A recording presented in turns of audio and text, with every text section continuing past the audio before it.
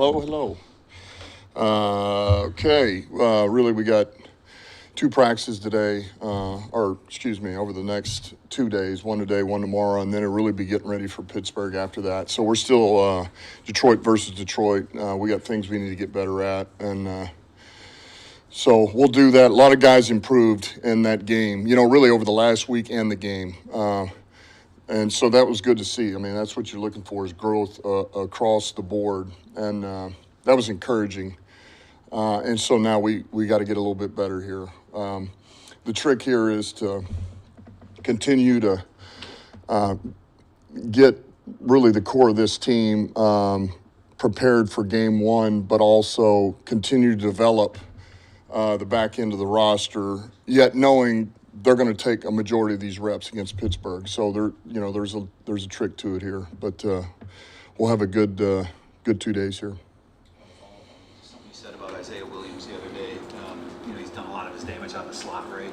How much do you want to, or do you plan to use him in the other receiver spots this week, and how important is that to maybe his chances, I guess? Well, I mean, look, there's certainly something we've talked about, but we also, you still want to get a look at DPJ and Fountain and Davis, and they're really suited outside. So that's part of the trick here. You do that, then you're taking away an opportunity for one of those guys to give another look. So it's something we've talked about. Now, there's things that we can do formationally where, just because he is a slot receiver, he is the outside receiver. We just get in some of these cut splits and let him work a little bit. So that can easily be part of it as well. But just as far as say, hey, you line up, we're in 2x2, 3x1, you're all the way out there by yourself, I don't know how much we'll do that. The evaluation period here, 2 practices, maybe a couple walkthroughs in the game.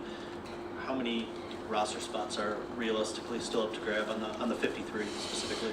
Brad and I were talking yesterday. We had another evaluation with the coaches' personnel department, and he and I, probably 5, 6 somewhere in there, 5 or 6, give or take. And some of one could have a bearing on another position, and vice versa. So. They're still, and I told the team this morning, for a number of those guys, there's still open spots here, and so if you want it, go get it. I mean, I just bring up a guy like Ukwu, man. When he got in here in the spring, he was last on the depth chart. It was, where can this guy play? He's not the biggest guy, but he's not really a Sam. Is he a defensive end? Is he? And he's just steadily gotten better and better and better, and he plays much bigger than he is. He plays longer than his length says. So every time you give him an opportunity, he just shows up. So he's just an example of some guys we got our eyes on. So there's still some spots available here.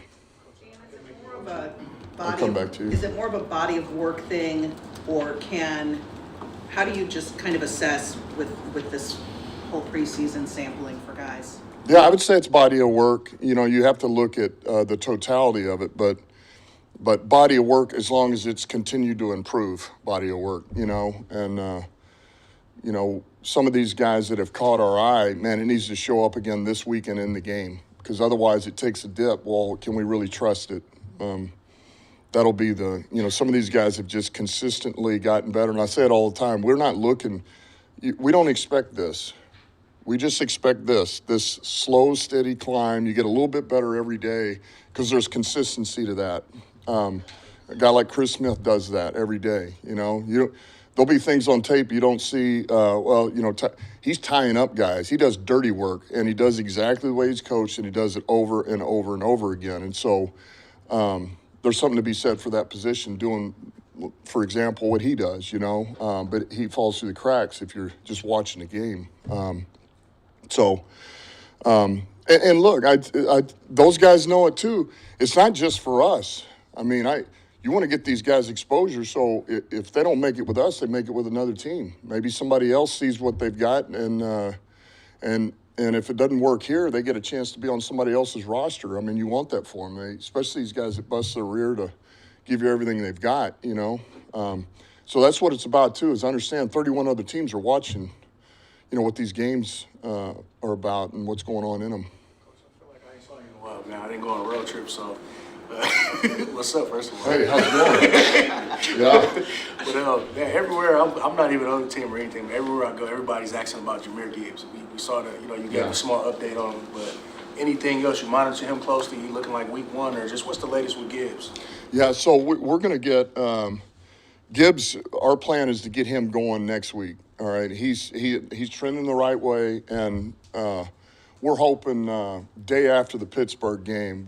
I think we're going to get a lot of guys back. I mean, we're shooting to get, like, Skipper's going to be down with this ankle, all right, this week, but he's been going all through camp. So, but we're shooting for Skip, we're shooting for Zeitler, Laporta, Gibbs, Rodrigo, and I think we may start Reeder up too. Just start working him in individuals. So we're about to get a whole group of guys back, hopefully Sunday, and then they'll get next week's practice before we get ready for the Rams, and then we do Rams practice. So Gibbs falls into that boat. He's trending the right way. Wish we had more practice with him, but as far as the health of it, he is healing, and he's on schedule to be back and get his legs back under him, and we'll see where he's at. And I want to ask you a logistics question. We spent a lot of time talking about wide receiver 3, and I'm just wondering, with Khalif Raymond, I mean, it seems like it's a guy that has universal trust in this building. Why do we not talk about Raymond as your number 3? Is it simply a body type issue? Yeah, well, yeah, I hope I haven't been the one who he is receiver 3 right now. I think the idea has always been we love Leaf as a returner, and Leaf brings a different skill set to the receiver position. He's got a little gadgetry, he's got some quickness underneath, and he's a returner. And to maximize both, boy, you'd love to, he's 20 plays a game, 25 plays a game, and so we would rather not play him 65 plays a game, but we will if we have to. So, yeah, he's receiver 3 right now, and that's fine. But that's why it would be nice to have somebody step up, because that just helps the room, and I think it makes everybody a little more potent. That's all. But, yes, we trust Leaf very much. Catch up there. It's not a dynamic of X, Y, Z. I mean, the guys, if it's J-Mo, St. Brown, and Leaf out there, you feel that personnel can work within Ben's scheme and fit those roles. Oh, absolutely. Absolutely, especially when you start talking about, Laporta's coming back, you got Gibbs, we got Demo. I mean, we'll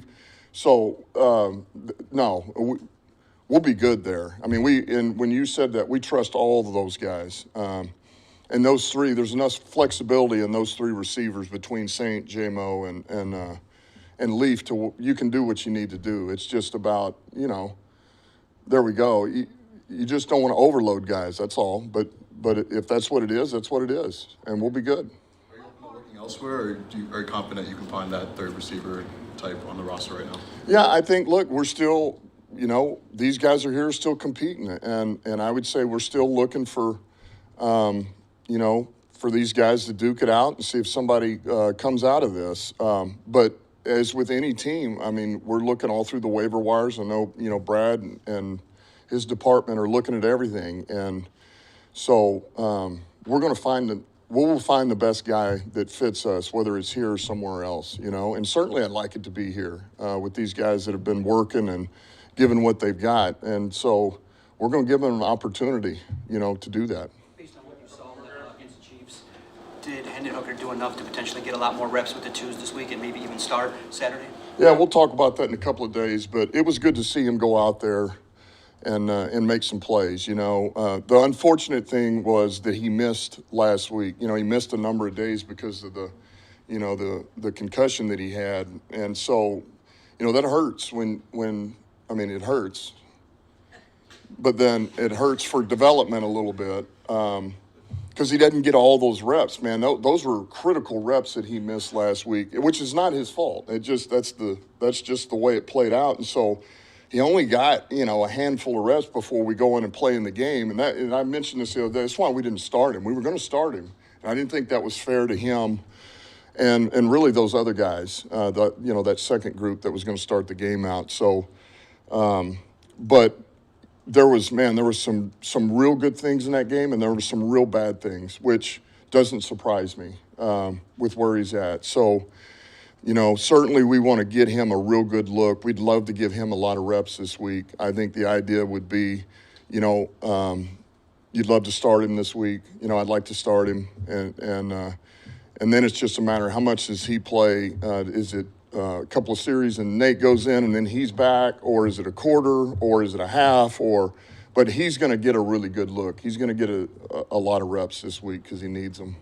Dan, kind of related to that, there have been more quarterbacks that have had to start games in each season in the last 3 years, and it seems to be a number that's on the rise. And so does that kind of impact the way that you think about your quarterback room, or whether you're going to keep 2 or 3 quarterbacks on the 53-man roster as you go into this season?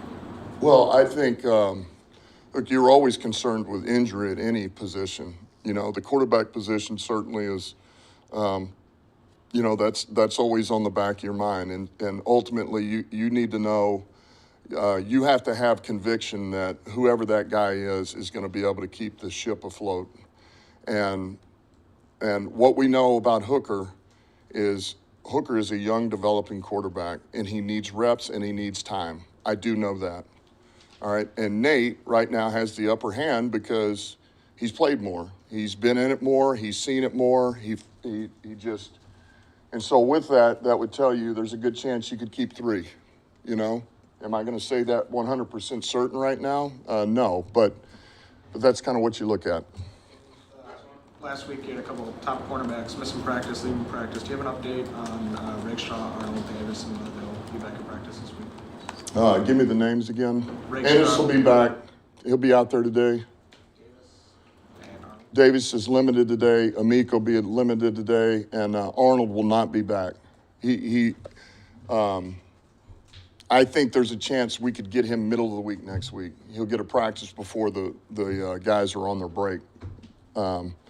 But he's trending, you know, he's trending the right way. Like, I'm not concerned, you know. As of right now, I think there's a good chance we're going to have most of our guys ready for the week 1, you know. Really quickly, Mahogany, any update? Yeah, he's with us. He's been down there with Mike Clark and Josh Schuler and those guys, just trying to get his legs back under him, his conditioning, strength level, and he's trending the right way. I can't give you a timetable, but he's doing well. It's good to have him here.